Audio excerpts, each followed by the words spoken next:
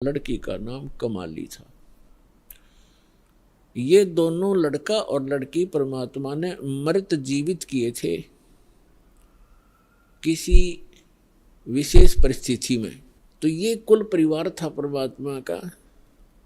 तो परमात्मा एक झोपड़ी में रहा करते थे और एक जुलाहे का कार्य किया करते थे, कपड़ा बुनते थे, अपना निर्वाह कर अपने हाथों से निर्वाह करते थे और तत्व ज्ञान का प्रचार भी करते थे, सत्संग भी करते थे और सतगुरु रूप में वो उपदेश भी दिया करते थे, दीक्षा भी देते थे और यथार्थ ज्ञान भी सुनाया करते थे।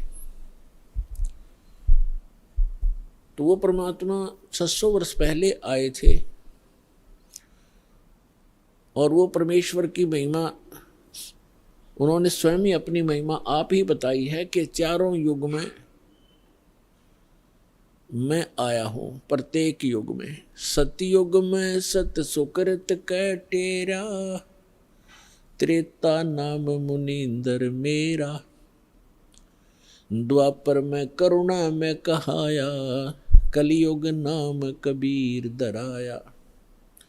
परमात्मा कहते हैं चारों युग में मैं आया और जो परमात्मा लीला किया ही करते हैं, अच्छी आत्माओं को मिलते हैं, उनको तत्व ज्ञान से परिचित कराते हैं, फिर अपने सतलोक में ले जाते हैं, वहाँ से फिर वापस छोड़ते हैं अपना साक्षी बना करके। कैसा है भगवान, कहाँ रहता है परमात्मा, कैसे मिलता है वो भगवान। तो ये सब अपनी प्यारी आत्माओं को बताते हैं परमेश्वर और उनको अपने से परिचित कराकर संसार में पुनः छोड़ देते हैं। फिर वो महापुरुष उस परमात्मा की आंखों देखी महिमा सुनाया करते हैं। उनमें से कौन कौन है जिनको दास जानता है, मुझ दास के नॉलेज में कलयुग के अंदर हैं। आदरणीय धर्मदास साहिब जी,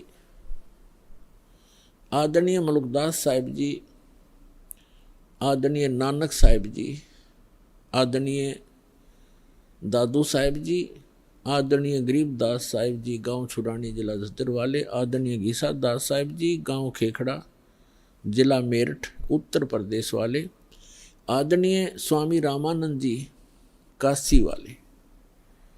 इन महापुरुषों को परमात्मा मिले और इन महापुरुषों ने परमेश्वर की महिमा आंखों देखी, बताई, अपनी अमृतवाणी में लिपिबद्ध करवाई। आज वो एफिडेविट हैं उस परम पिता की महिमा जो उन्होंने आंखों देखी थी।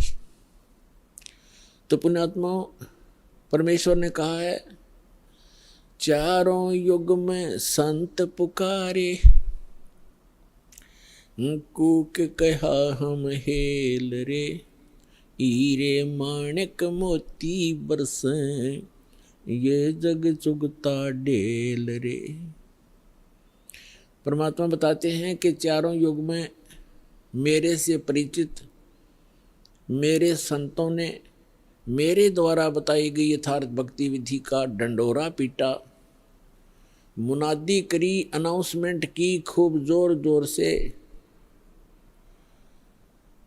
और मैंने भी आकर के प्रत्येक युग में इस यथार्थ ज्ञान रूपी हीरे मोती लालों की वर्षा की। लेकिन हम पर विश्वास ना करके इन काल के दूतों, नकली आचार्यों, शंकराचार्यों और इन झूठे गुरुओं पर विश्वास करके पूरा मानव समाज वर्तमान में डले ढो रहा है, कंकर पत्थर कौड़ी इकट्ठी कर रहा है लाल के स्थान पर। अर्थात यथार्थ ज्ञान और यथार्थ भक्ति विधि ये तो है हीरे मोती और लाल यानी बहुमूल्य, इन ये हैं वास्तव लाभ देने वाले। और जो गीता अध्याय नंबर 16 के श्लोक 23 में कहा है कि शास्त्र विधि को त्याग कर जो मनमाना आचरण करते हैं, मनमानी पूजाएं करते हैं जो शास्त्रों में सदग्रंथों में विद्यमान नहीं है, तो उनको न तो कोई सुख होता है न उनको कोई सिद्धि प्राप्त होती है और न ही उनकी गति होती है, अर्थात व्यर्थ, यूजलेस। तो जो शास्त्र विधि को त्याग कर सदग्रंथों के विपरीत साधना है, वो परमात्मा ने बताई है कि वे डले हैं। ढेल, ढेल माने डले, कंकर पत्थर, जिनकी कोई वैल्यू नहीं है। चारों युग में संत पुकारे, कूक कहा हम हेल रे। हीरे माणिक मोती बरसे, ये जग चुगता ढेल रे।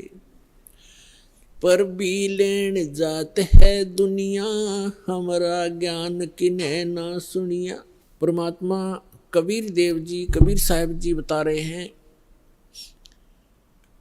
कि लोक वेद के आधार से, दंत कथाओं के आधार से शास्त्र विरुद्ध साधना करते हुए ये प्राणी कुंभ के मेले का अनुष्ठान करते हैं और पर भी लेने के लिए जाते हैं वहाँ कल्याणार्थ। उसके लिए भगवान बताते हैं कि जिस तालाब या सरोवर या दरिया में आप स्नान करने जाते हो, कोई पर भी निर्धारित करके, आपसे पहले वहाँ उस तालाब में, सरोवर में, उस दरिया में मेंढक, मछली और बहुत से कीड़े मकोड़े पहले से ही विद्यमान होते हैं, जीव जंतु, और वो तो सदा ही उसके अंदर नहाते हैं। क्या उनका कल्याण हो जाएगा? जिस प्रकार उन मेंढक और मछलियों का कोई कल्याण नहीं हो सकता, इसी प्रकार आपका भी उस पर भी में नहाने से आत्म कल्याण नहीं हो सकता। आत्म कल्याण होगा अपनी सदग्रंथों श्रीमद् भगवत गीता में वर्णित विधि और उसके अनुसार की गई साधना से। और वो साधना केवल परमात्मा ही बताते हैं, क्योंकि श्रीमद् भगवत गीता में जो गीता ज्ञान दाता है वो केवल अपने सतर की भक्ति ही बता रहा है। और पूर्ण मोक्ष यदि चाहिए अर्जुन, किसी भी भक्त को अर्जुन के माध्यम से सर्व मानव समाज को संदेश दिया गया, तो उसको चाहिए कि वो तत्वदर्शी संत की खोज करे और फिर उस परमेश्वर की शरण में जावे, उसके तत्वदर्शी संत के बताए अनुसार साधना करके उस परमेश्वर की शरण में जावे, जहाँ जाने के बाद साधक फिर लौटकर कभी संसार में नहीं आते। और गीता ज्ञानदाता अपनी साधना बताता है कि अर्जुन तेरे और मेरे, अपनी सतीथि बताता है, अपना सामर्थ्य बताता है कि अर्जुन तेरे और मेरे बहुत जन्म हो चुके हैं, तू नहीं जानता, मैं जानता हूँ।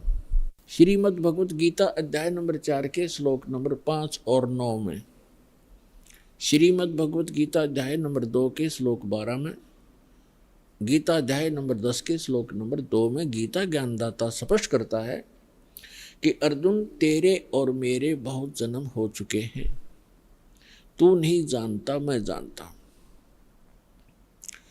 और अपनी साधना बताते हैं गीता अध्याय नंबर 8 के श्लोक नंबर 13 में, ओम इति एकाक्षरम ब्रह्म व्यवहारन माम अनुसमरन ये प्रयाति तजन देहम स याति परमाम गतिम। गीता ज्ञानदाता ये ब्रह्म है, श्री कृष्ण जी के अंदर प्रवेश करके बोलता है, ये ऐसे ही छल करता है। गीता अध्याय नंबर 4 के श्लोक नंबर 9 में ये स्वयं कहता है कि मेरे कर्म और जन्म दिव्य हैं, अलौकिक हैं, तो ये इसके कर्म हैं। गीता अध्याय नंबर 7 के श्लोक नंबर 24-25 में स्वयं स्वीकार करता है कि अर्जुन मैं अपनी योग माया से छुपा रहता हूँ, मैं कभी किसी के समक्ष अपने यथार्थ रूप में नहीं आता, और ये मूर्ख लोग जन समुदाय मुझे कृष्ण रूप में, व्यक्ति रूप में आया हुआ मान रहे हैं। मैं कृष्ण नहीं हूँ। जो भूत की तरह, प्रेत की तरह बोल रहा था उसके अंदर कि मैं कृष्ण नहीं हूँ, मैं तो अपनी योग माया से छुपा रहता हूँ। गीता अध्याय नंबर 11 के श्लोक नंबर 32 में कहता है कि अर्जुन मैं काल हूँ और अब मैं परवर्त होया हूँ, अब आया हूँ। श्री कृष्ण जी तो पहले विद्यमान थे, उन्होंने पहले कभी अपने आप को काल नहीं कहा, और उसके बाद फिर कभी अपने जीवन में अपने आप को काल नहीं कहा। ये काल है, इसको ब्रह्म भी कहते हैं, सरपुरुष भी कहते हैं, सरब्रह्म भी कहते हैं, ज्योत स्वरूपी निरंजन भी इसी को कहते हैं। तो ये कहता है कि मेरा तो एक ओम मंत्र है, और ये कहता है कि मेरे जन्म और कर्म अलौकिक हैं। तो खुद कहता है कि मैं अपनी योग माया से छुपा रहता हूँ, मैं कभी किसी के सामने अपने यथार्थ रूप में नहीं आता। तो श्री कृष्ण में प्रवेश करके ये ब्रह्म बोल रहा है, सरपुरुष बोल रहा है। 8वें अध्याय के 13वें श्लोक से भी स्पष्ट हो जाता है, ओम इति एकाक्षरम ब्रह्म विहारण माम अनुसमरण।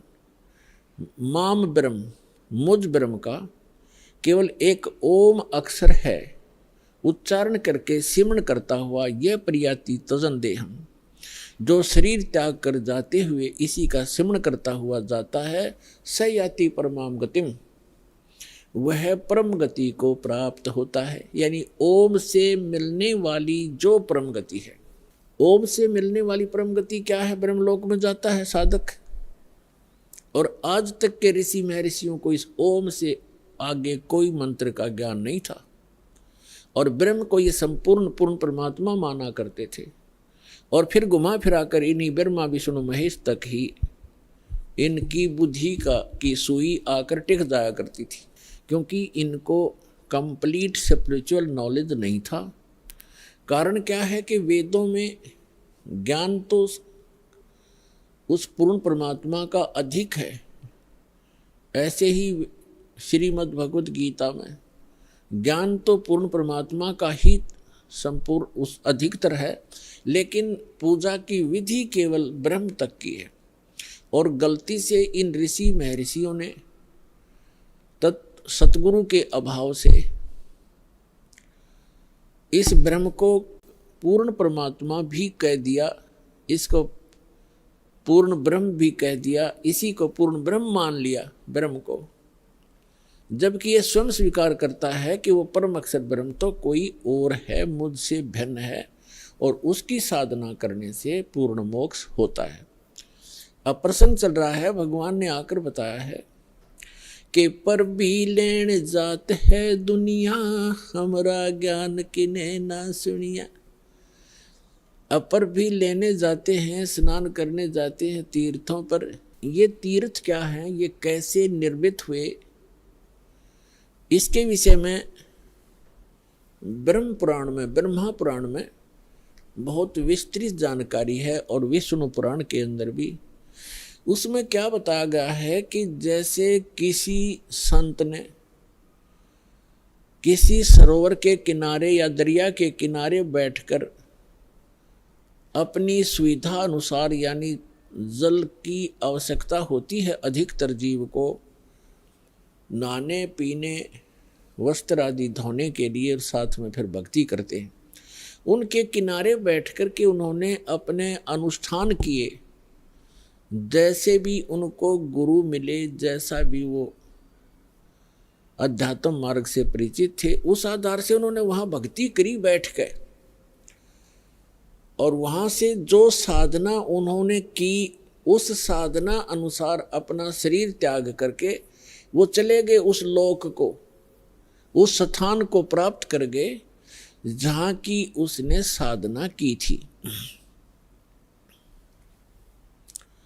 अब बाद में उसकी यादगार में उस महापुरुष ने वहाँ शरीर तो छोड़ना ही होता है, उसकी यादगार बना देते हैं, और फिर बाद शेष जो जनता होती है वो उससे प्रभावित होती है, क्योंकि वो साधना करते करते अपनी उस पूंजी में से अन्य किसी को आशीर्वाद, दुआ या बद दुआ दे करके वो प्रभावित अवश्य कर लेता है, जिस कारण से वहाँ की जनता, आसपास की जनता उस साधक से बहुत प्रभावित हो जाती है।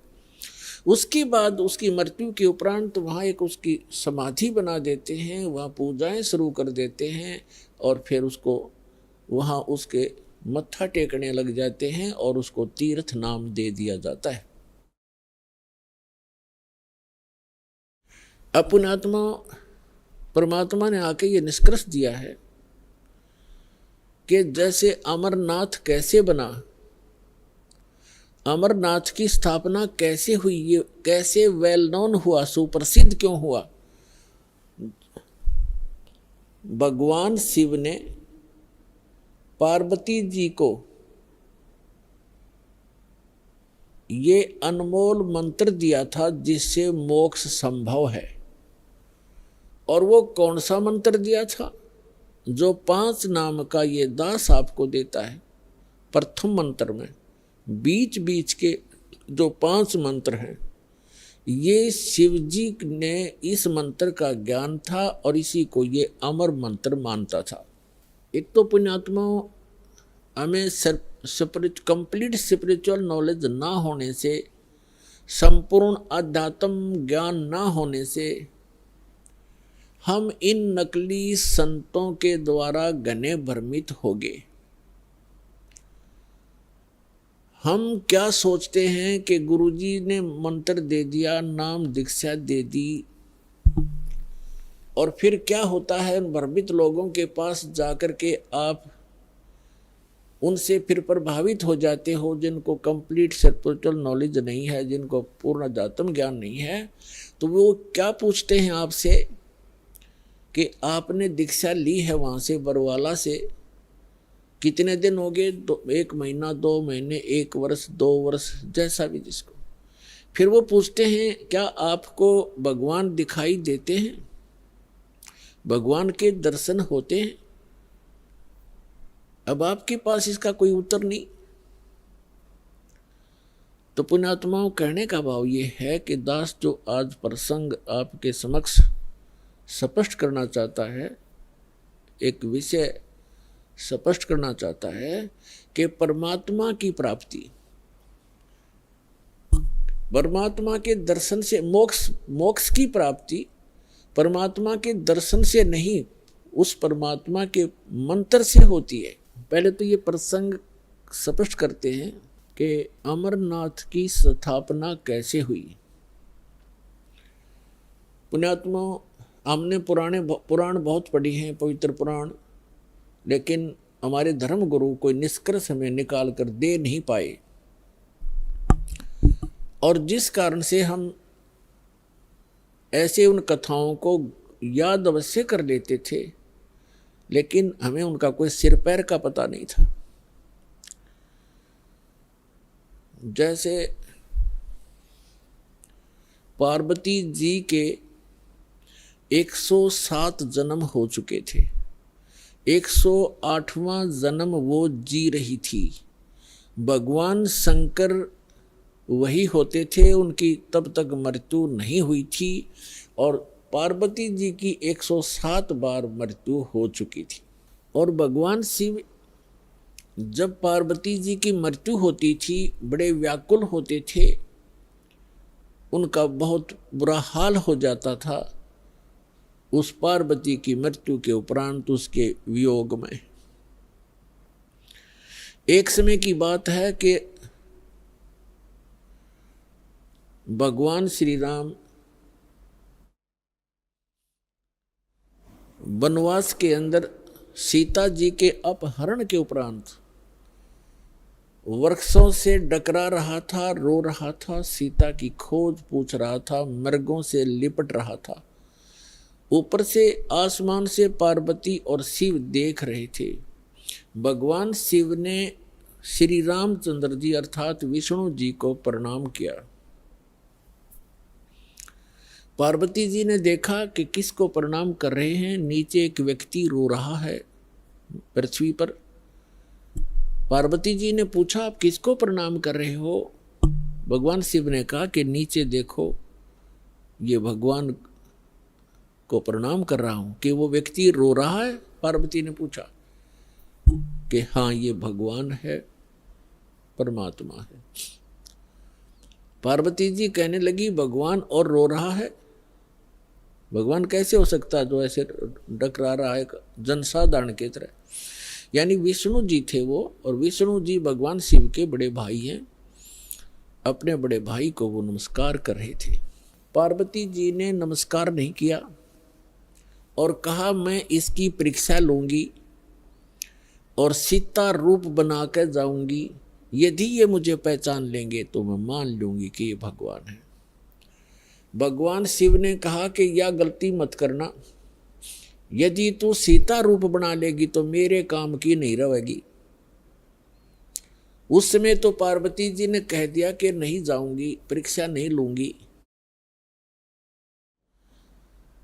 कुछ ही देर के बाद भगवान शिव के इधर उधर होते ही सीता रूप धारण किया और भगवान राम के सामने खड़ी होगी जाकर के। अब भगवान रामचंद्र जी ने कहा कि हे दक्ष पुत्री, हे दक्ष की बेटी, भगवान शिव को कहाँ छोड़ाई, अकेली क्यों आ गई। इस बात से वो इतना शर्मिंदा होगी कि फिर प्रणाम किया कि भगवान शिव आपको ठीक ही प्रणाम कर रहे थे, आप तो सचमुच जानी जान हो। अब देखो पुण्यात्माओं, इस काल के जाल को समझना। श्रीमद् भगवद गीता अध्याय नंबर 7 के श्लोक नंबर 8-9 में ये गीता ज्ञानदाता काल है, ब्रह्मा विष्णु महेश का पिता है, 21 ब्रह्मांड का स्वामी है। ये कहता है कि जितने भी मेरे अंतर्गत प्राणी हैं, चाहे वो ब्रह्मा है, चाहे विष्णु है, चाहे शिव जी है, चाहे शंकर है, चाहे राम और कृष्ण है, उन्हीं के, तो इन सभी जीवों की बुद्धि मेरे हाथ में है, मेरे कंट्रोल में है। इनका सब बलवानों का बल मैं हूँ, सब बुद्धि सबकी बुद्धि मैं हूँ, यानी मेरे हाथ में है। अब देखो, इस काल ने उस समय तो भगवान श्री राम की बुद्धि ऑन कर दी, जिस समय पार्वती को पहचान लिया कि सीता नहीं है तू, और उधर से अपनी पत्नी का पता नहीं उसको, उसने कौन उठा ले गया, तो खाक जानी जान था यो। तो ये सब खेल इस काल के हाथ में है। जैसे जब महाभारत का युद्ध करवाना था, उस समय अर्जुन में ताकत दे दी, एक कब मारा था तीर 20 में का निकल जा था, नरसंहार करवा दिया, उसका बैड अकाउंट बनवा दिया।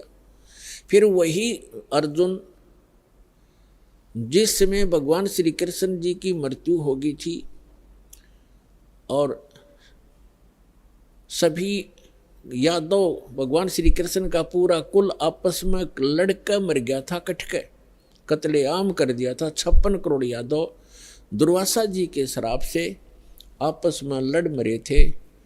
कोई नर यादव शेष नहीं था उस द्वारकापुरी में, कैर टूट गया।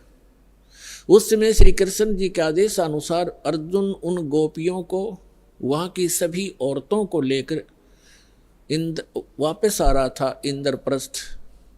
रास्ते में वही धनुष जिससे महाभारत का युद्ध जीता था, वही धनुष उनके साथ था। रास्ते में भीलों ने, जंगली लोगों ने अर्जुन को पीटा और उनके गहने तोड़ ले गए, सारी औरतों के, कुछ एक औरतों को भी ले गई, और अर्जुन का हाथ नहीं उठा।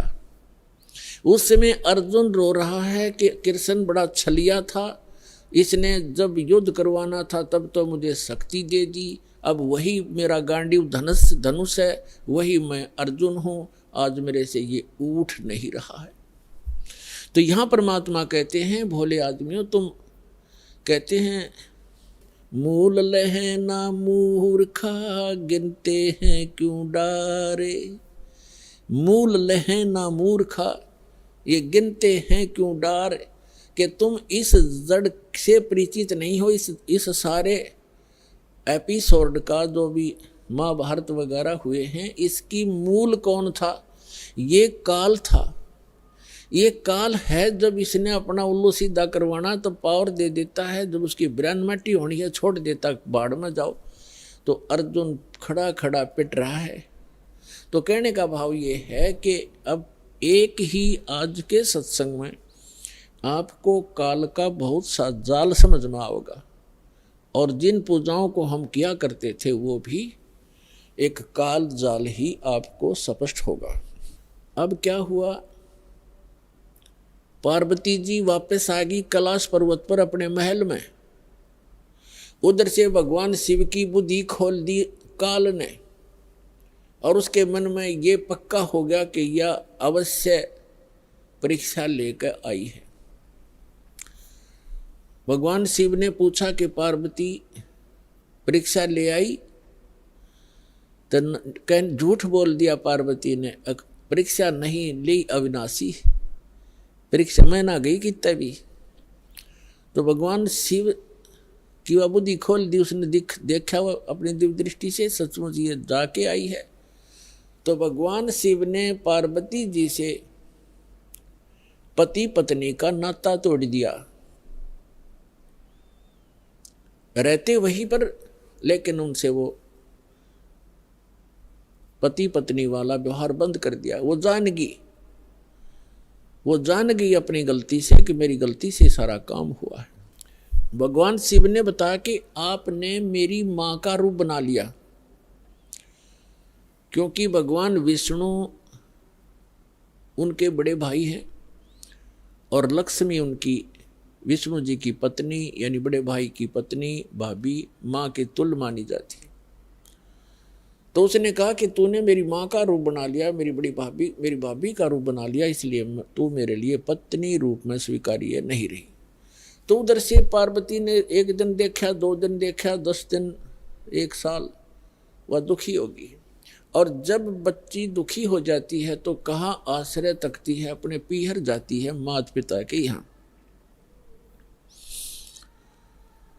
अब माता पिता के यहाँ गई, लेकिन माता पिता उससे अक्षुब्ध थे पहले से ही। क्योंकि उसने अपनी मर्जी से विवाह किया था भगवान शिव से। उसका पिता दक्ष बिल्कुल खुश नहीं था शिव जी से ब्याह करके।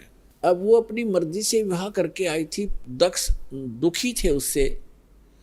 उधर राजा दक्ष ने उसी समय एक यज्ञ कर रखी थी, एक धार्मिक अनुष्ठान कर रखा था अपने घर में। और धार्मिक अनुष्ठान के अंदर एक ऐसा इन ब्राह्मणों ने, गुरुओं ने बना रखा है कि धार्मिक अनुष्ठान करे तब सारी लड़कियों को, उनके पतियों को यानी अपने दामादों को भी आमंत्रित किया जाता है, और भी गणमान्य व्यक्तियों को, साधु संतों को भी आमंत्रित किया जाता है। तो पार्वती जी की जो अन्य बहनें थी उनके पति भी आए हुए थे, वो बहनें भी आमंत्रित की हुई थी, लेकिन पार्वती को आमंत्रित नहीं किया था, ना शिव को बुलाया था, क्योंकि राजा दक्ष उनको उनकी शक्ल भी देखना नहीं चाहते थे। जब पार्वती अपने घर पहुंची तो क्या देखा, वहाँ हवन हो रहा है, यज्ञ हो रही है, और जितने भी रिलेटिव थे सभी आए हुए हैं, सभी बहनों के पति भी आए हुए हैं, और उनके यथाचित उस यज्ञ में आसन लगाए हुए हैं। और प्रतिदिन उनका हिस्सा निकाला जाता था। जैसे ब्राह्मण लोग कहते हैं, आपने देखे होंगे फेरे करते समय का 5 यहाँ धर दे, 11 वहाँ रख दे। तो ऐसे ही किया करते हैं कि इतने रुपए अपने दामादों के रख दो। तो उनका हिस्सा रखा हुआ था प्रत्येक के आसनों के पास। और पार्वती सब पूरे मंडप में घूम के अपनी माँ के पास आ गई, और ना दक्ष उनसे मुख से बोला कि आजा बेटी, और बेटी माँ के पास ही अपना दुख रोया करती है।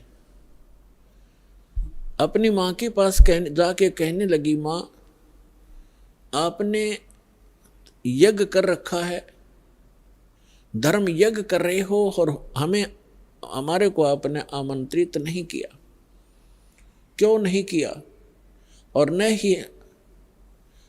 और ऐसा भी था कि जैसे किसी बहन का कोई पति नहीं आया है, उपस्थित नहीं हो पाया किसी कारण से, तो उसका आसन लगा रखा है और उसके लिए फी प्रॉपर उसका हिस्सा भी रखा हुआ है।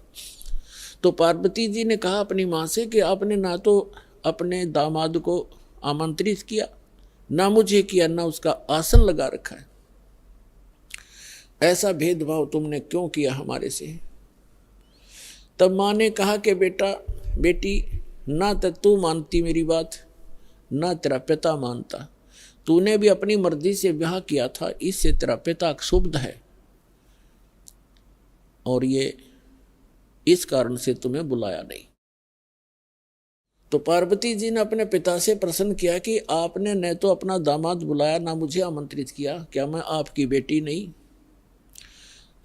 दक्ष ने कहा कि मैं ना तेरी सूरत देखना चाहता हूं और ना उस सर्प लपेटे हुए व्यक्ति को बुलाकर अपनी बेइज्जती करवाना चाहता हूं, और आपको किसने बुलाया, यहां पर आप जा सकती हैं।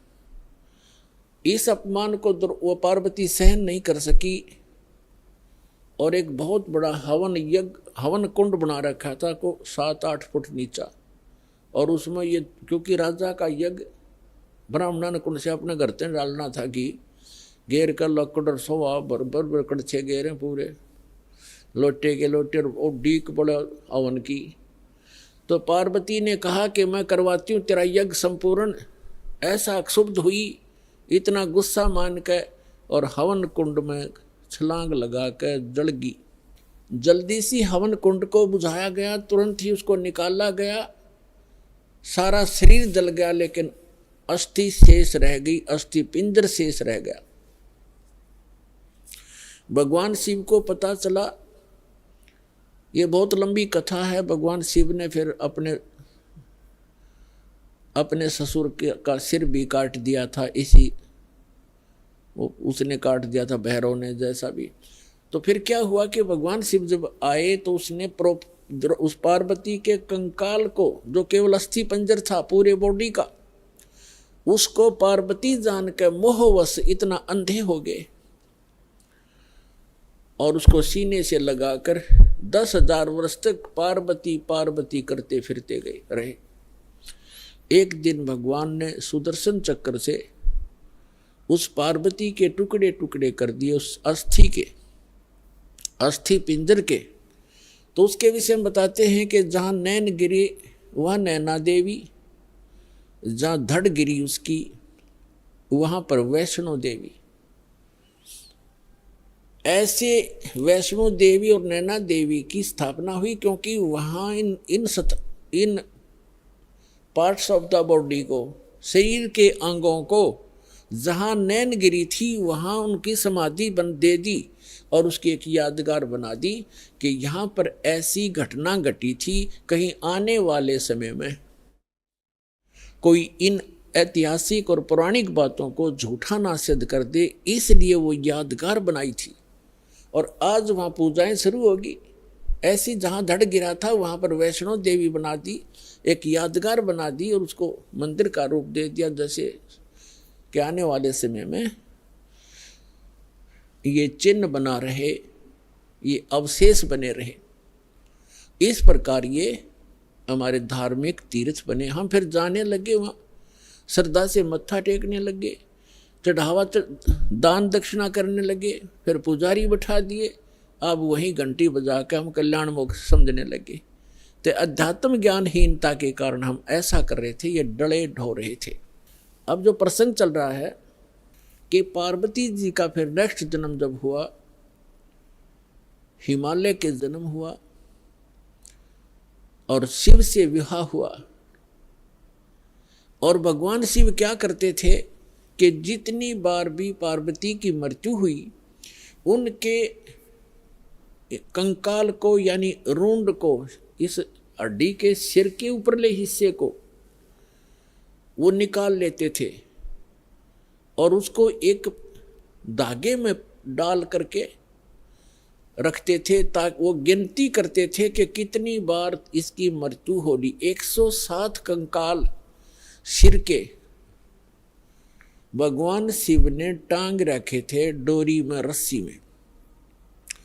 और पार्वती पूछा करती थी कि ये क्या है, तो शिव जी टाल मटोल कर दिया करते थे कि ये मेरा कुछ अपना अनुष्ठान है, तू मत बोल। भगवान शिव ने बहुत बार पार्वती जी से कहा था कि आप भक्ति किया करो, देखो मैं भी करता हूं। तो पार्वती जी कहा करती थी कि मुझे तो भगवान मिल गए हैं, आप देवों के देव महादेव हो, मुझे क्या जरूरत है भक्ति करने की। भगवान शिव बहुत समझाया करते थे कि जीव को भक्ति अवश्य करनी चाहिए, साधना करनी चाहिए, उस परमात्मा की भक्ति करो। लेकिन पार्वती का गला या बात उतरा नहीं करती। पुण्यात्माओं, जिस प्राणी को सुख गणा है वो सुख इस प्राणी का महादुश्मन है। कबीर साहब कहते हैं, सुख के माथे पत्थर पड़ो जिसते नाम हृदय ते जावे, और बलिहारी व दुख के जो पल पल नाम रटावे। तो पार्वती को इतना सुख था, सभी देवी देव हाथ जोड़ा करते थे और सर्व ऐश्वर्य उपलब्ध थे, तो उसने क्या जरूरत थी भक्ति करने की। तो इसलिए भगवान शिव के पास जो मंत्र था वो स्वयं जाप करते थे, वो पार्वती जी को मंत्र बताया नहीं। एक दिन भगवान शिव सैर सपट्टे को गए हुए थे बाहर, पीछे से नारद जी आ गए और नारद जी बोले कि हे माता,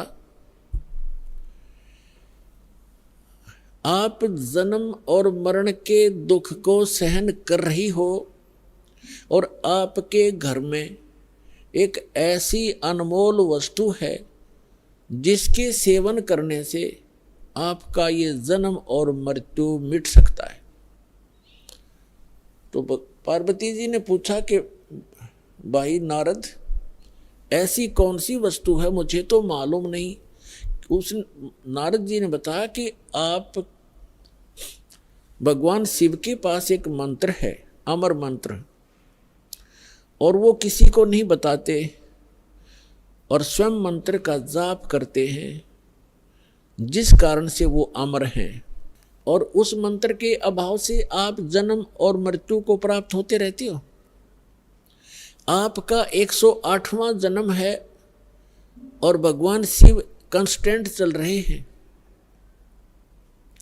और ये जितने भी ये कंकाल टंगे हुए हैं सिर के रूंड तेरे, ये आपके हैं। आप 107 बार मर चुकी हो, 107 बार ही आपने भगवान शिव को ही वर रूप में चुना है। 107 जन्म आपके हो चुके, 108वां चल रहा है।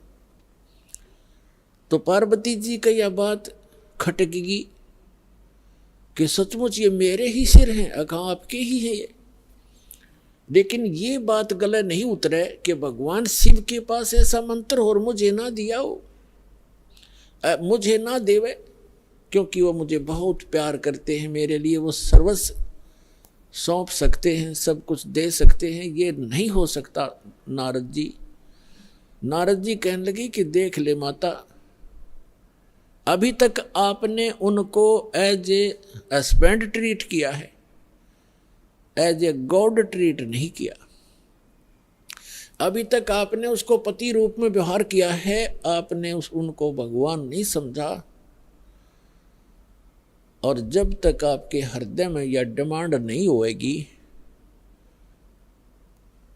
गुरु जैसे गॉड गुरु जो होते हैं वो भगवान के तुल्य ही माने जाते। तो भगवान शिव उस समय इस मंत्र के प्रदान करने वाले गुरु थे। तो नारद जी तक कह के चले गए। अब पार्वती की नींद आराम होगी कि भगवान को आने दे, और मुझसे कोई अवश्य कोई ऐसी गलती बनी है जो ऐसी वस्तु को मुझसे छुपा रखा है, मैं अवश्य अभाग्नि कोई गलती कर रही होंगी। एकदम नम्रता आई। पहले तो पार्वती जी जैसे पति पत्नी बोलते हैं ऐसे बोला करती थी, और उस दिन आते ही चरणों में दंडवत प्रणाम किया और पैर पकड़ के रोने लगी। भगवान शिव ने पूछा कि किसने क्या कह दिया आपको, क्यों रो रहे हो, बताओ मुझे एक बार। तो पार्वती ने कहा कि आपके रहते मुझे कौन क्या कह सकता है, लेकिन मैं बहुत निकम्मी हूँ कि मैं ऐसी कोई गलती कर रही हूँ जिस कारण से आपने मुझसे एक अनमोल वस्तु छुपा रखी है। और मैं तो बालक हूँ, आप तो भगवान हो, बालकों की गलतियाँ माफ़ किया करते, मैं तो बालिका हूँ आपके सामने, और मुझे क्षमा करो, मुझसे कोई ऐसी गलती हुई। आपके पास एक अमोघ मंत्र है जिससे मेरा कल्याण हो सकता है। और तब भगवान शिव ने पूछा, भगवान शिव ने सोचा आज या कौन सा स्टेशन पकड़ेगी, या तो कदे भी इस बात के निकट भी नहीं थी, ना ऐसा मैंने कदे भाव देखा, ऐसी विनम्र नहीं देखी। तब उसने कहा कि तुझे कौन ऐसा भगवान मिल गया जो तेरी बुद्धि बदल दी। ये तेरे सतर का ज्ञान नहीं पार्वती, तेरी बुद्धि को मैं खूब जानता हूँ। तब पार्वती जी ने कहा कि नारद जी आए थे, उन्होंने मुझे बताया है कि ये जितने भी ये कंकाल टंगे हुए इस माला में, ये मेरे सिर के, मेरे मुंह के रुंड, ये मेरे ही बताए हैं। मैं 107 बार मर चुकी हूँ और आपको ही पति बनाया है मैंने। हे भगवान, क्या मैं मरती थी, आप मुझे कितना प्यार करते हो, और ये जब मैं मरती थी तो क्या आपको दुख नहीं होता था, और फिर भी आपने मुझे वह वस्तु नहीं दी जिससे मैं आपके जीवन तक तो जीवित रह सकती थी, इस मंत्र से, ऐसा बताया है। तो भगवान शिव ने कहा कि सचमुच ये सब सिर तेरे ही हैं और गिनती के लिए रखे हुए हैं ताकि तेरी बुद्धि ठिकाने आ जा, इसलिए रखे। और ये दिन आ गया आज। तो परमात्मा ने, भगवान शिव ने कहा कि आज तक मैं तेरी मृत्यु के उपरांत मैं कितना दुखी हुआ करता, वो तो मेरा मन जाने। जैसे उन्होंने बताया कि एक बार राजा दक्ष के यहाँ तू मृत्यु को प्राप्त हुई थी और तेरे उस अस्थि पिंजर को लिए मैं 10,000 वर्ष तक सीने से लगाए फिरा करता। मैं इतना पागल की तरह तेरे ऊपर आसक्त था, तेरे वियोग में मैं इतना दुखी होता था, और फिर भी मैं आपको, पार्वती ने कहा कि फिर भी आपने मुझे ये मंत्र क्यों नहीं दिया जिससे मैं मरती नहीं और आपके साथ ही रहती। तब भगवान शिव ने कहा कि ये मंत्र ऐसे नहीं दिया जा सकता, जब तक जिज्ञासा प्रबल ना हो इस मंत्र के बताने का कोई लाभ नहीं बताने वाले को, बल्कि पाप ही लगता है। अब जैसे एक सीप होती है जिससे मोती बनते हैं, सीप जिससे मोती बनते हैं। एक जीव होता है समुद्र में, उसका ऊपर का जो बॉडी होता है वो बहुत सख्त होता है, और छोटा सा सीप होता है, और वो जिस समय समुद्र के अंदर एक ऐसा वातावरण बनता है, उसको प्यास लगती है और वो समुद्र के जल को ग्रहण नहीं करती, वो ऊपर आ जाती है सतह पर, पानी के ऊपर की सतह पर। और जब स्वाति नक्षत्र में, स्वाति नक्षत्र की ऊपर से कोई बूंद आसमान से उसके मुख पर गिर जाती है उस समय, तो उस बूंद से जब मुंह खुला हो सीप का, उसकी डिमांड होती है उस बूंद की, आसमान के पानी की बूंद की, और उसमें मुंह खुला हो और उसमें वर्षा हो रही हो, तो मुंह खुले हुए पर एक ही बूंद पर्याप्त है उसमें मोती बनाने के लिए, और मुंह खुला ना हो और सीप बेशक ऊपर सतह पर जल के ऊपर घूम रही हो, चाहे सारा सामने बरस जा, उस मोती नहीं बन सकता क्योंकि उसका मुंह खुला नहीं है। तो ऐसे ऊपर बगैर मुंह खुले और उस बूंद की कोई वैल्यू नहीं है, व्यर्थ जाती है। ठीक इसी प्रकार भगवान शिव ने बताया कि आपके अंतःकरण का मुंह खुला नहीं था, आपके अंदर ये जिज्ञासा उत्पन्न नहीं हुई थी, इसकी डिमांड नहीं हुई थी।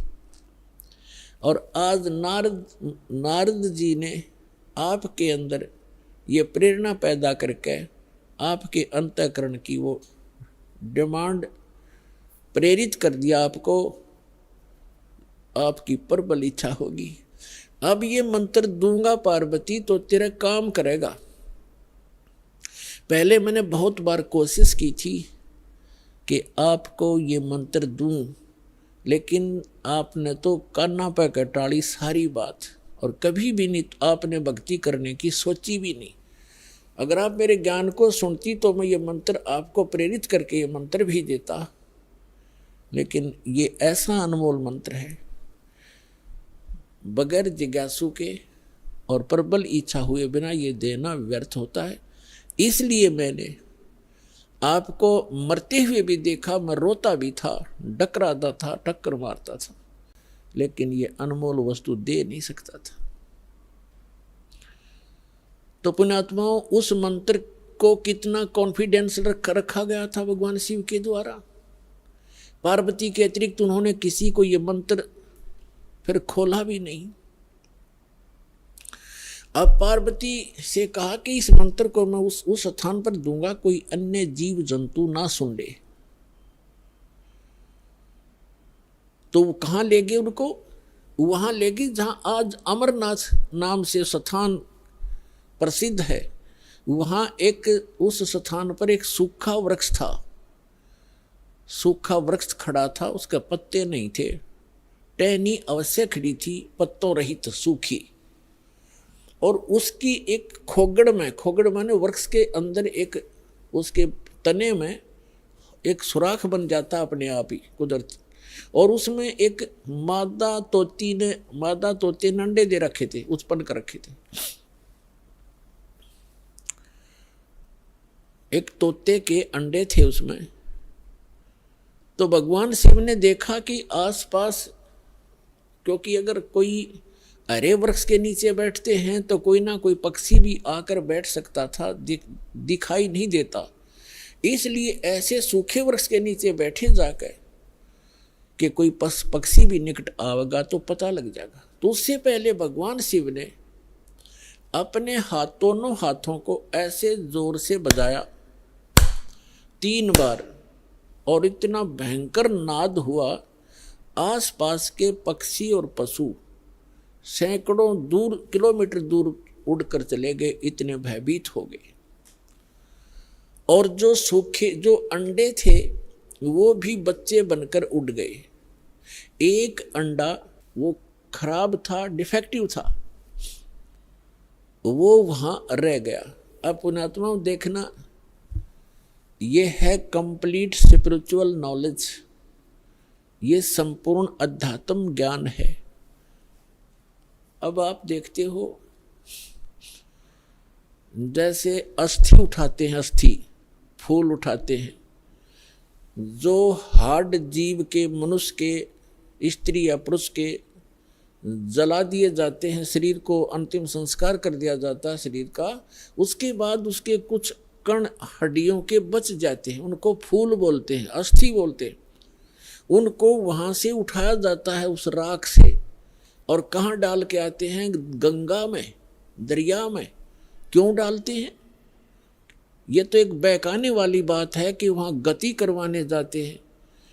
मरने के बाद जीव चला गया जहाँ जाना था, उन हड्डियों के कहीं फेंकने से, दरिया में डालने से गति होती है। उसका मूल उद्देश्य ये है कि जैसे हम जिस बॉडी में रहे हैं, ये शरीर हमने सबसे प्रिय है। इंसान कोई रोगी हो जाता है, रोग भयंकर होता है, उसमें बहुत इलाज करवाना पड़ता है, तो अपने मकान और ज़मीन को भी बेचकर इस शरीर को सुरक्षित रखना चाहता है। ये कितना प्रिय होता है। और इसको छोड़कर जब ये प्राणी जाता है, पहले ये ऊपर ले जाया जाता है, वहाँ तपस्शिला पर इसको भूना जाता है, इसके अंदर से गंध निकाल कर फिर इस जीव को फेंक दिया जाता है। ये आकाश मार्ग से आकर धर्मराज के दरबार में पंक्ति में खड़ा हो जाता है। इस प्रोसेस में इसको 10-12 दिन लग जाते हैं। इसलिए 13वें दिन ये वापस आ जाता है जहाँ इसने गधा बनना है, कुत्ता बनना है, सूर बनना है या भूत बनना है, उस लाइन में फिर लग जाता है। तो ये प्रेत बन जाते हैं अधिकतर। भूत पूज कर भूत बनेंगे, तो हम सब भूतों की पूजा ही करते थे। तो प्रेत बनकर आता है कहाँ? अपने घर में। घर से फिर अपने शरीर को खोजता है, मेरा शरीर कहाँ, उसमें प्रवेश करूं। फिर वो वहाँ से चलता चलता जाता है, क्योंकि एक फिल्म सी बनी होती है, वो फिर वहाँ जाता है जहाँ उसका अंतिम संस्कार किया होता है। तो वहाँ अगर वो अस्थि नहीं उठाई जाती है तो वो जीव उन अस्थियों को चिपक जाता, मेरी है, ये मेरी है, उनका चिपका रहता वहाँ पर। और उन्होंने, जिन गुरुओं को ज्ञान तो था नहीं, उन्होंने सोचा कि ये अस्थि अगर यहाँ से उठा कर और कहीं फेंक आवें, दरिया में डाल दें, तो ये उस प्रेत का हाथ ना लगे, वो यहाँ चिपक कर ना बैठे इन शमशान घाट में, यहाँ गांव में ना रहे, कहीं और चला जा। इसलिए उसको उठाकर उनकी अस्थियों को जल प्रवाह कर देते हैं। वहाँ डालने के बाद फिर इसको पता ही नहीं लगता वो कहाँ गई। इनका ये उद्देश्य होता है कि वो वहाँ से जगह छोड़ जावे, उनकी खोज में उड़ा गंगा किनारे धक्के खाता रहे। तो पुण्यात्माओं, ये अस्थि उठाने की ये प्रक्रिया यहाँ से चली है। और इसे उठाओ या ना उठाओ, ये कोई फायदा नहीं, उसमें कोई लाभ या हानि नहीं है उस जीव को जो चला गया शरीर को छोड़कर बाद की क्रियाओं से। अब ऐसे ही जैसे आपको बहुत बार बताया है कि इस प्राणी को मानव शरीर दो प्रकार से प्राप्त होता है। एक तो 84 लाख योनियों को भोग गए, एक टर्न वाइज एक मानव शरीर कंपल्सरी प्राप्त होता है, और दूसरे प्रकार का वो होता है जो शुभ संस्कारों से लगातार भी कई मनुष्य जीवन आपके पूर्व जन्म के पुण्य संस्कारों से हो जाते हैं। तो एक सुखदेव नाम के ऋषि हुए, फिर वो बाद में उनकी आत्मा 84 लाख योनियों को भोगती भोगती, और तोते का संस्कार था उसका।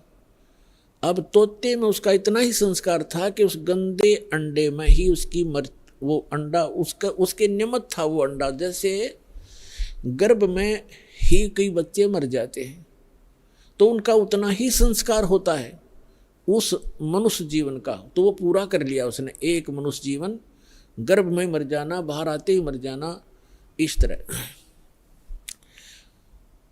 अब उसका संस्कार था इतना ही कि उस अंडे में उसकी आत्मा आई और अंडा गंदा हो गया।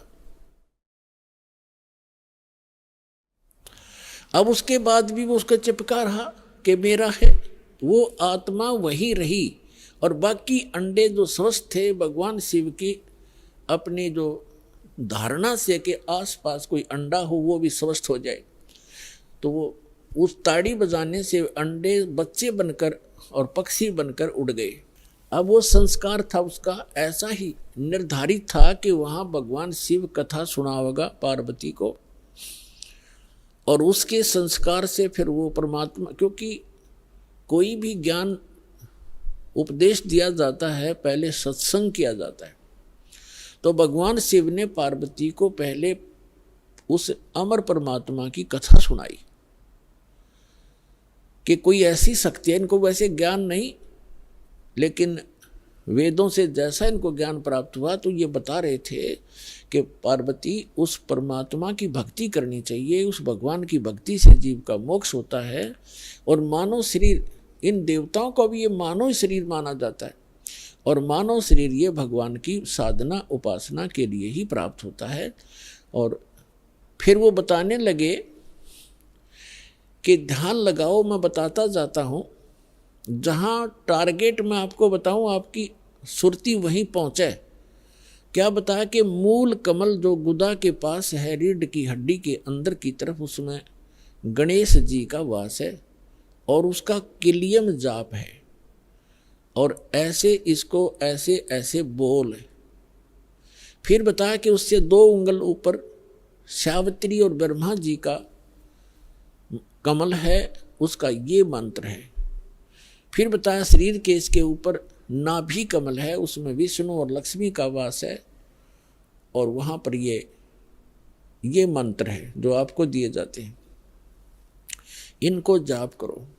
उसके बाद फिर हृदय कमल है, उसमें महादेव और पार्वती का स्थान है।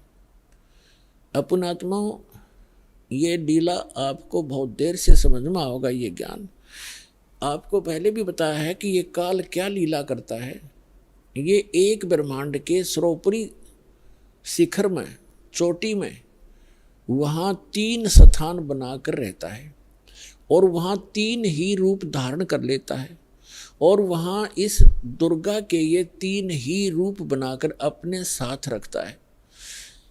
जैसे एक एक रजोगुण प्रधान क्षेत्र है, उसमें स्वयं ये चतुर्मुखी रूप धारण करके सावित्री रूप बनाकर अपने साथ रखता है। एक सतोगुण प्रधान क्षेत्र है, उसमें ये स्वयं विष्णु रूप धारण कर लेता है और लक्ष्मी को, और उसको दुर्गा को लक्ष्मी रूप में रखता है।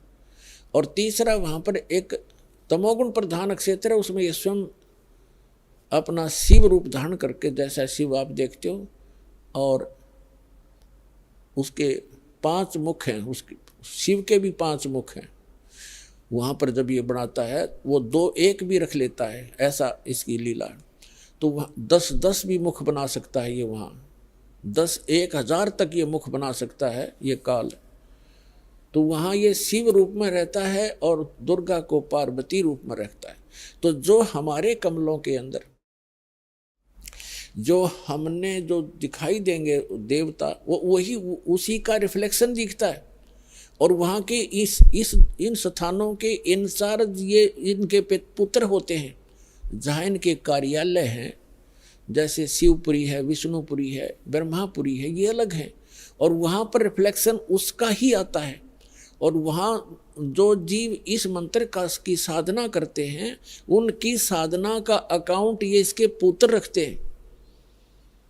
जैसे हम ब्रह्मा जी और सावित्री का जाप करते हैं, तो वो अकाउंट इनके पास जाएगा, अकाउंट यही रखेंगे ये ब्रह्मा विष्णु महेश ही अलग से। तो पुण्यात्माओं, ये PhD का मार्ग है, धीरे धीरे आपका समझ में आएगा। तो यहाँ शिव बता रहा है कि हृदय कमल में शिव और पार्वती का स्थान है, इसके ऐसे 12 पंखुड़ियाँ हैं, इसका ये मंत्र है। फिर कंठ कमल में देख, ये दुर्गा का स्थान है और इसमें इतने कमल हैं, 16 कमल, 16 पंखुड़ी हैं और इसका ये मंत्र है। तो ऐसे जब वो जाप करती हुई जा रही थी, फिर कहा कि त्रिकुटी में की तरफ चलो पार्वती। अब जो ही वो ऊपर को उठी, यहाँ से समाधिस्थ हो गई वो, क्योंकि पुण्यात्माएं जो होती हैं उनका शरीर एक बहुत कोमल होता है, उनमें इतने विकार नहीं होते जैसे हम कलयुग में आ गए। सतयुग में क्या था? सतयुग में प्रत्येक व्यक्ति कोई भी था, जन साधारण भी और ब्राह्मण गुरु भी, उनकी समाधि तुरंत लग जाया करती थी, क्योंकि शरीर इतना पिछले पुनः संस्कारों से इतना कोमल होता था, इतना स्वच्छ होता था, अंदर से सब नसें सब वो उनका साफ होता था, बहुत आसानी से समाधि लग जाती थी। तो ऐसी वो देव स्वरूप शरीर था पार्वती का, तो स्वयं उनका एकदम समाधि लग गई। वो अंदर सुरती उसकी कमलों में चली गई और उन कमलों में घुसकर वो नज़ारा देखने लगी। अब जैसे पुण्यात्माओं, आप सिनेमा देखने जाते थे पहले, अब तो नहीं देखेंगे हम, पहले सिनेमा देखने जाते थे 3 घंटे, 3 घंटा का न्यू पता नहीं चला था किस में गए, क्योंकि कभी कुछ देख रहे हैं, कभी कुछ देख रहे हैं, कभी कुछ देख रहे हैं। 1 सेकंड में वो होया पावा था, खत्म होगी भाई। और बस स्टैंड पे बस की इंतजार कर ले, 10 मिनट में 20 बार उठेगा, 10 बार बैठेगा, आई किसी आई। तो इस तरह हम जो समाधिस्थ ये ऋषि होते थे, इनकी काल रोल मारा करता, इन्हें मूर्ख बनाया करता।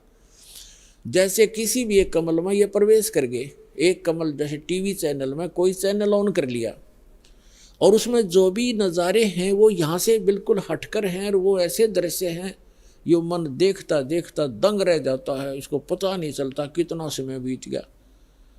तो इस प्रकार वो काफ़ी समय तक ये नज़ारे देखा करते, मोक्ष नहीं हुआ इनका। तो जो दास आपको कंसेप्ट क्लियर करने जा रहा है, इस प्रकार पार्वती का कोई चैनल ऑन हो गया और उस चैनल में वह घुस गई, लगी सिनेमा देखने। अब जब सुरती चली जाती है दूर, तो आभास शरीर को नहीं होता।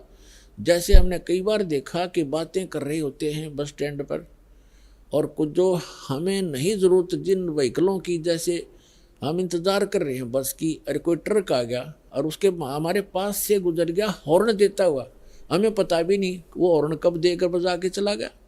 हम इतने उन बातों में मगन हो गए, इतनी सुरती हमारी वहाँ से हट गई। तो ऐसे पार्वती की सुरती हट गई। और शिव जी बता रहे थे कि ऊपर देखो, मूल कमल में आपको ऐसे दिखाई देगा, हृदय कमल में ऐसे दिखेगा। तो पार्वती की समाधि लगी, किसी कमल में पहुंच गई, वह घुस गई उसमें, वह सैर सपट्टे कर रही।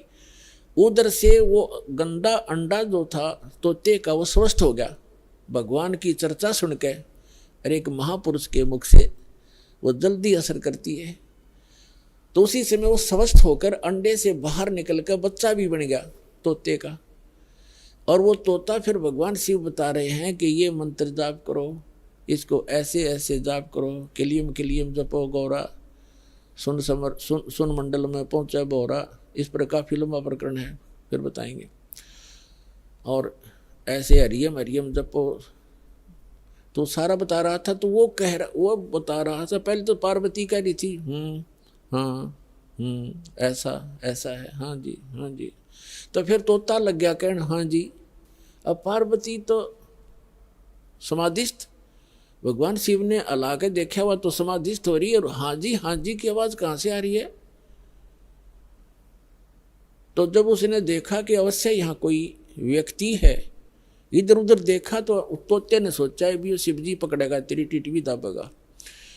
अब वो उड़ लिया, तोता वहां से उड़ लिया फर्र दे ही करके।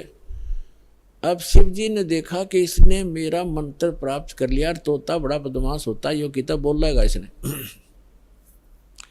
और ये ऐसे बताने से किसी व्यक्ति के हाथ लग गया। जैसे ये राक्षस क्यों बन गए, जो साधना करते थे मर्यादा तोड़ गए, सब विकार करने लग गए, और उस भक्ति की से उसमें सिद्धियां उतनी ही आ गई जो देवताओं में थी, लेकिन उनके कर्म बिगड़ गए, तो वो बराबर की शक्ति युक्त हो गए और दुखदायी एलिमेंट बन गए। इसलिए इन मंत्रों को अभी तक हम गुप्त रखते हैं कि एक आम जो बगैर किसी अधिकारी के इसको दिया नहीं जा सकता, यह हानि कर सकता है, फिर आम समाज के लिए भी दुखदायी बन जाता है। तो ये कारण था कि आम व्यक्ति को जनसाधारण कहते हैं भाई ये मंत्रों को तुम्हारे गुरुजी गुप्त क्यों रखते हैं। अब उनको क्या पता, जगत को भगत की मर्यादाओं का ज्ञान नहीं होता, तो श्रेयाम सार्वजनिक क्यों नहीं करते, वो सबको क्यों नहीं बताते, कोई बात है। अब आपके पास 20 लाख रुपये हैं तो बांट देना सबको, खड़ा होगा गली में बांट दे, 10-10 रुपये, 100-100, 500, 1000-1000। जब तेनों कहेगा कौन से बेटे ने दूँ, तुमसा ठीक ठाक रखे, खराब ना कर दे। तो ये एक अनमोल धन है, ऐसे नहीं बांटा जाता। तो भगवान शिव पीछे पीछे और तोता आगे आगे, दोनों में सिद्धि उस मंत्र से वो भी मंत्रित होकर के सिद्धि युक्त हो गया, और वो भाग लिया। आगे तोते का शरीर छोड़कर वेद व्यास की पत्नी ने जमाई ली, उसके माध्यम से वो सूक्ष्म रूप से गर्भ में पहुंच गया। और जब उनका मिलन हुआ पति पत्नी का, तो उस समय उसने उसमें बॉडी धारण कर ली वेद व्यास और उसकी पत्नी से, और गर्भ में रहा। तो भगवान शिव आए पीछे पीछे और कहा कि पार्वती, वो व्यास की पत्नी, तेरे पेट में मेरे ज्ञान का चोर है, मैं इसे मारूंगा। तो उसने कहा कि क्यों मारोगे, क्या गुस्ताखी कर दी, यदि कोई जीव, मुझे तो मालूम नहीं, आप तो अंतर्यामी हैं भगवान, आपने को पता होगा, क्या बात होगी कि इसने मेरा अमर मंत्र चुरा लिया, सुन लिया, और ये अमर हो गया, और कहीं ये किसी और को बताओगा, इसलिए मैं इसने खत्म करूंगा, मारूंगा। तो व्यास की पत्नी कहने लगी, बोले नाथ, एक तरफ तो आप कहते हो ये अमर हो गया, अमर हो गया तो आप मारोगे कैसे इसको। तो शिव जी वहां से आ गया, भाई बात तो ठीक है, गर्भ में ऐसे साधक को हानि नहीं पहुंचा सकता, जो पूर्व जन्म के कुछ संस्कारी होते हैं वो गर्भपात से मरण नहीं होता उनका। और फिर व्यास जी और उसकी पत्नी भी साधक थे, तो साधक को कोई भी देव जो हानि नहीं पहुंचा सकता। तो भगवान शिव वापस आ गया। अब कहने का भाव ये है दास का कि पार्वती जी को वो मंत्र मिला भगवान शिव से, कहाँ, जहाँ पर आज हम एक अमरनाथ का मंदिर मानते हैं, अमरनाथ मानते हैं, और वहाँ अपने कल्याण के लिए हम वहाँ दर्शनार्थ जाते हैं कि हमारा मोक्ष हो जाएगा। अमरनाथ पर जाने से नहीं, अपने आत्माओं वो मंत्र से मोक्ष हुआ पार्वती का, उस अमरनाथ से नहीं। अमरनाथ एक स्थान है जहाँ पार्वती जी को वो अनमोल मंत्र प्राप्त हुआ था। अब इस दास के पास वो कंप्लीट स्पिरिचुअल नॉलेज है, वो अमर मंत्र है। ये अमर मंत्र जो भगवान शिव ने पार्वती जी को दिया, ये तो इतना अमर है, जब तक शिव रहेगा पार्वती की मृत्यु पुनः नहीं होगी, और एक दिन पार्वती भी मरेगी, शिव भी मरेंगे, ये अविनाशी नहीं है। श्री इसका प्रमाण है श्री देवी भागवत 3रा स्कंद सचित्र मोटा टाइप 3रे स्कंद में गीता प्रेस गोरखपुर से प्रकाशित के 123 पृष्ठ पे। भगवान विष्णु स्वयं कहते हैं, अपनी माता की स्तुति करते हैं दुर्गा की, तुम शुद्ध स्वरूपा हो, ये सारा संसार तुम ही से उद्भासित हो रहा है, मैं ब्रह्मा और शंकर आप ही के कारण हम वर्तमान हैं, और हमारा तो आविर्भाव माने जन्म और तिरोभाव माने मृत्यु हुआ करता है, हम अविनाशी नहीं हैं। अपने आत्माओं, जैसे इस दास से मंत्र आप जी को बरवाला के पुराने आश्रम में मिला है, तो उसके लिए वो पुराना आश्रम अमरनाथ है, जहाँ वो मंत्र मिला आपको। अब उस बरवाला आश्रम में माथा टेकने तो नहीं, उस मंत्र के जाप करने से आपका मोक्ष होगा। और वो मंत्र आपको ये दास कहीं भी मिल जावे, जैसे घर घर जाया करते थे हम, वो घर में मंत्र देते थे, तो उनके लिए वो स्थान है, वो अमरनाथ, जहाँ ये मंत्र मिला था। उस उस अमर मंत्र के मिलने वाले स्थान से मोक्ष नहीं, चाहे मत्था टेको चाहे ना टेको, उस मंत्र के जाप से मर्यादा में रहते हुए साधना करने से आपका मोक्ष होगा। अब जैसे पहले हम नगर नगर में जाकर सत्संग करने लगे थे, और वहाँ टेंट लगाया करते थे, भट्ठी बनाया करते थे, मिट्टी ग्राउंड में ईंटों की भट्ठी बनाकर हलवा खीर बनाते थे, और सत्संग करके हम अगले स्थान दूसरे शहर में चले जाते थे। तो जैसे हम एक बार करनाल के अंदर सत्संग करके चले गए, हम चले गए हिसार में आ गए, तो जिस भक्तों ने वहाँ नाम लिया था, तो उनके लिए वो करनाल का वो मैदान अमरनाथ है। लेकिन अगर कोई उस बाद में कोई व्यक्ति यूं कहे कि चल आपको वहाँ वो स्थान दिखा कर लाता हूँ जहाँ पर रामपाल महाराज का सत्संग हुआ था, तो वहाँ क्या दिखा कर लाएगा बाद में, जहाँ भट्ठी पड़ी थी ईंटों की यूजलेस, हमने काम सारा कर लिया था, हम आगे चले गए। अब उन भट्टियों को देखने से, जैसे हम वहाँ ये सत्संग जहाँ हो रहा हो और ये दास जहाँ उपलब्ध हो, तो वहाँ भक्त हों, वहाँ पर खीर भी मिलेगी, हलवा भी मिलेगा, और ये अनमोल ज्ञान भी सुनने को प्राप्त होगा। अब यदि कोई व्यक्ति कहे कि चल आपको वो स्थान दिखा कर लाता हूँ जहाँ सत्संग हुआ था, वहाँ जाकर क्या दिखावे, देख यहाँ तो खीर बनी थी, यहाँ हलवा बना था, यहाँ बैठ कर नाम दिया था, तो वहाँ ना तो वह खीर ना हलवा, सूखी भट्ठी है, उन्हें 6 पे माथा टेका हो जाए, तो वो चीज़ तो यहाँ मिलेंगी जहाँ दास उपलब्ध है। अब ये बरवाला के अंदर है वो भट्ठी, वो खीर भी, हलवा भी, और अनमोल मंत्र और ज्ञान भी। इस प्रकार जितने भी हमारे ये तीर्थ हैं, ये पवित्र यादगारें तो हैं कि यहाँ ऐसी घटनाएं घटी थी, ये केवल यादगार हैं, लेकिन वहाँ जाने से जीव को पाप के अतिरिक्त कुछ नहीं मिलेगा। एक समय जैसे परमात्मा की लीला में लिखा हुआ है कि वो सतलोक से चलकर आते हैं, वो 3 प्रकार की स्थिति से हमारा धारण पोषण करते हैं, 3 प्रकार के शरीर से। एक शरीर से तो सतलोक में स्थायी रहते हैं, उनके एक रोमकूप में करोड़ सूर्य करोड़ चंद्रमा मिला दे इतनी रोशनी होती है।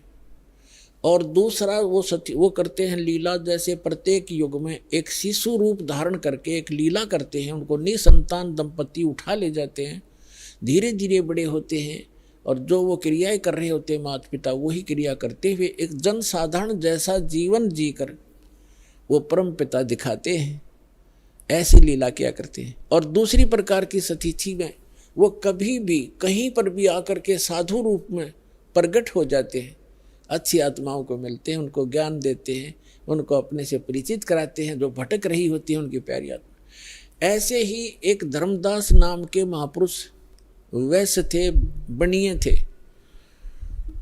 और वैष्णु साधु से दीक्षित थे, विष्णु जी के पुजारी थे, विष्णु जी को इष्ट मानते थे, साथ में शंकर भगवान की भी पूजा करते थे। जैसे भी हमारे धर्म गुरुओं ने हमारे को जो ज्ञान दे रखा है, हम वैसे ही वो लगा हुआ था। और रूपदास नाम के एक वैष्णव संत से दीक्षित थे। अब उस रूपदास जी ने जैसा भी उस प्यारी आत्मा को गाइड किया वो उसी तरह समर्पित था। उसने बता रखा था रूपदास जी ने कि 68 तीर्थ करने चाहिए, अमरनाथ चारों धामों को भी अवश्य वहाँ जाना चाहिए, एकादशी का व्रत करो, हरे राम हरे कृष्ण और भोलेनाथ शंकर भगवान का इसका जाप करो, ओम नमः शिवाय आदि। तो ये मंत्र जाप करता था। और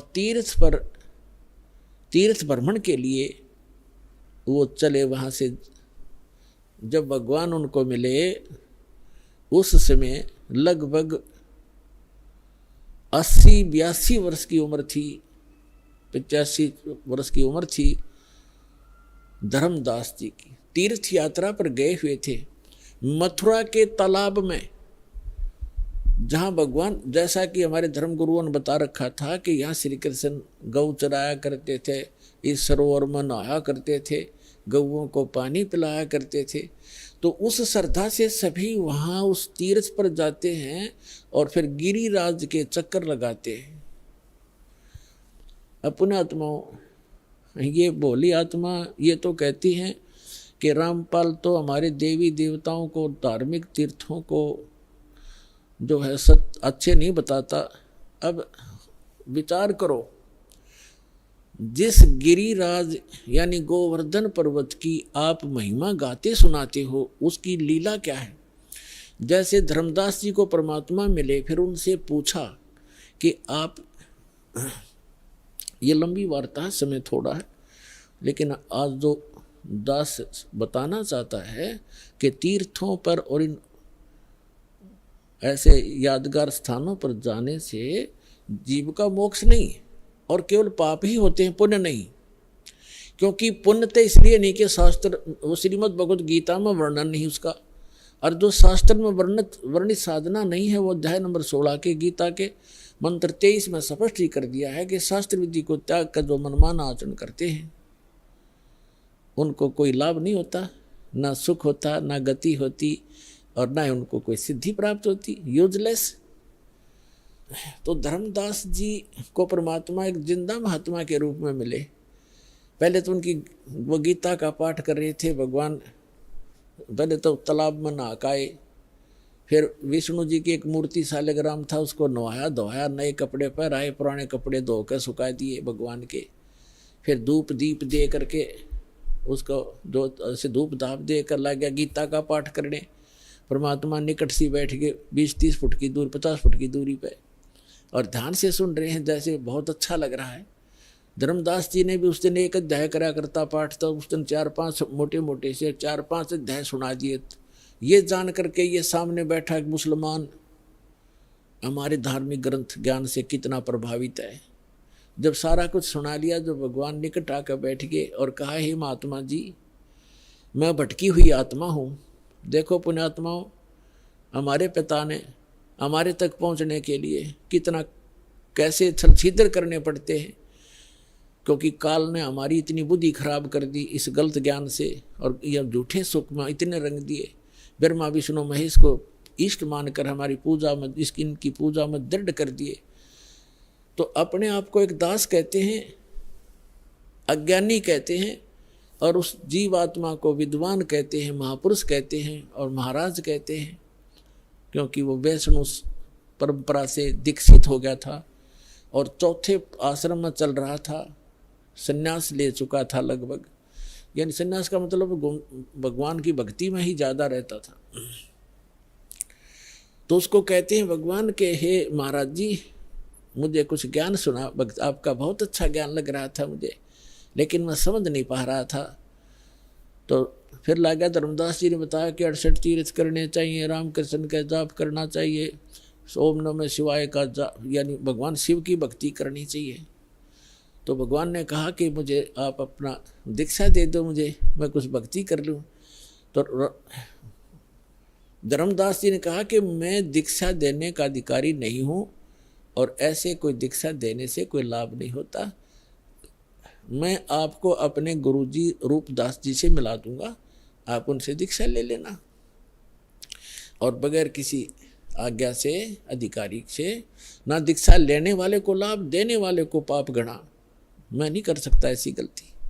तो तब तक परमात्मा ने कहा कि मेरी कुछ शंकाओं का समाधान कर दो, ताकि मैं आपके गुरुजी के पास जाकर दीक्षित हो सकूं। तब परमात्मा ने ये क्या बताने लगा धर्मदास के हम कोई जीव हिंसा नहीं करते, हम तो वैष्णव साधु हैं, हम मांस वास नहीं खाते। तब परमात्मा ने कहा कि देखो आप यहाँ क्या क्रिया की आपने, कि गिरिराज का एक पूरा चक्कर लगाया मैंने, इस गोवर्धन का चक्कर लगाया है, और आज यहाँ रुका हूँ, और इस भगवान के ये धाम है, ये तीर्थ है मथुरा का, इसमें स्नान किया है। इसमें स्नान करने से बड़ा पुण्य होता है, बड़े इसमें लाभ होता है, मोक्ष होता है, और गिरिराज का जो चक्कर लगाने से जीव का कल्याण होता है। परमात्मा बोले कि आप गीता को सत्य मानते हैं? हाँ जी मानता हूँ। आप नाम क्या जपते हो? हरे राम हरे कृष्ण कृष्ण कृष्ण हरे हरे, राधे राधे श्याम मिला दे। क्या ये मंत्र गीता जी में है? कि नहीं, जो गुरु मंत्र दे दे उसी से लाभ होगा। गीता अध्याय नंबर 16 के श्लोक नंबर 23 में लिखा है कि शास्त्र विधि को त्याग कर, आप ही पढ़ रहे थे अभी, भगवान ने कहा जो मनमाना आचरण करते, अपनी मनमर्जी मनमुखी जो मंत्र जाप करते हैं वो यूजलेस है, ना उनको सुख होता है, ना कोई गति होती है, ना उनको कोई सिद्धि प्राप्त होती। आप तो गीता को पढ़ते हो, करते हो इसके विपरीत हो, आप विधान तोड़ रहे हो। और गीता का ज्ञान किसने बोला? महात्मा परमात्मा ने कहा कि श्री कृष्ण जी ने बोला। अच्छा, श्री कृष्ण श्री कृष्ण कौन है? कि विष्णु जी। विष्णु जी की मृत्यु होती है कि नहीं? वो तो अजरो अमर है, वो परमात्मा सर्वशक्तिमान। अच्छा, गीता जी का ज्ञान दिया, श्री विष्णु कहो चाहे श्री कृष्ण कहो, आपके शब्दों में। हाँ जी, हाँ जी। तो गीता अध्याय नंबर 4 के श्लोक नंबर 5 और 9 में आप ही पढ़ रहे थे। ये खुद कहता गीता ज्ञानदाता कि मेरे और तेरे अर्जुन बहुत जन्म हो चुके, तू नहीं जानता, मैं जानता हूँ। दूसरे अध्याय के 12वें श्लोक में आपने पढ़ा, यानी परमात्मा ने ये संकेत में बताया कि अभी आप पढ़ रहे थे, वो खुद कह रहा है कि मेरी जन्म मृत्यु होती है। ये 10 श्लोक बता रहा है आपको। और 10वें अध्याय के दूसरे श्लोक में कहा कि मेरी उत्पत्ति को ना ये देवता जानते। स्तब्ध हो गया एकदम, जैसे सुन हो जाकर। और आप कहते हो अजरो अमर है। और ये खुद कहता 18वें अध्याय के 62वें श्लोक में कि यदि तूने पूर्ण मोक्ष चाहिए तो उस परमेश्वर की शरण में जा, उसकी कृपा से तो परम शांति को, सनातन परम धाम को प्राप्त होगा। वो परमात्मा कौन है उसके बारे में बताओ मुझे, तब मैं दीक्षा लूं तुम्हारे से। तो नाराज हो गया भगवान, नाराज हो गया कौन? धर्मदास के तू आप तो हमारे देव देवताओं को हे बताते हो, आप तो मुसलमान हो इसलिए। परमात्मा बोले मैं नहीं बताता, आप ये बताइए मुझे कि ये गिरिराज की आपने परिक्रमा की, ये कथा सुना दे मुझे। धर्मदास जी ने सुनाया ने, एक बार ना यहाँ देवी देवताओं की पूजा होया करती थी, और भगवान कृष्ण ने ये कहा कि इन देवी देवताओं की पूजा बंद करो, इंद्र की पूजा भी बंद कर दो, केवल एक परमात्मा की भक्ति करो। जिससे एक शुद्ध होकर के इंद्र ने इतनी जबरदस्त वर्षा कर दी, 96 मेघ माला, 96 करोड़ मेघ माला एकदम वर्षा दी, मूसलधार वर्षा होगी। तो भगवान शिव ने, कृष्ण ने इस गिरिराज को उठा लिया था हाथ पे, और सारे ब्रज की रक्षा कर ली, सारा इंद्र बरस लिया, सारा वर्षा हो ली, कोई खूब मुसलधार, लेकिन एक बूंद भी नीचे नहीं आने दी। इस गोवर्धन के ऊपर ही सोख दी भगवान ने। परमात्मा बोले थारी बुद्धि ले गए चोर। अब तेरे कृष्ण जी कहने लग रहे देवी देवताओं की पूजा मत करो, देवताओं के मुखिया इंद्र की भी पूजा छुड़वाई उन्होंने, और तुम इन देवताओं के चपट रहे। और फिर मैं देवताओं की थारी बेइज्जती करता हूँ।